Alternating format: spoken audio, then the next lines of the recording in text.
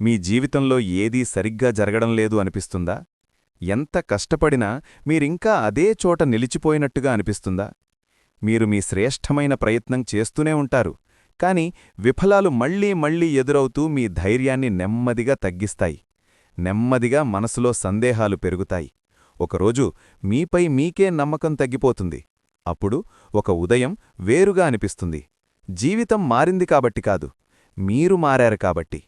మీరు లేచి ఒక లోతైన శ్వాస తీసుకుని ఇక మానేయడం అనే ఆలోచనను పూర్తిగా వదిలేస్తారు.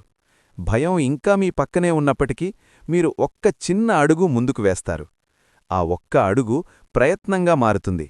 ప్రయత్నం క్రమంగా నియమంగా మారుతుంది. నియమం పురోగతిగా మారుతుంది. అదే నిజం.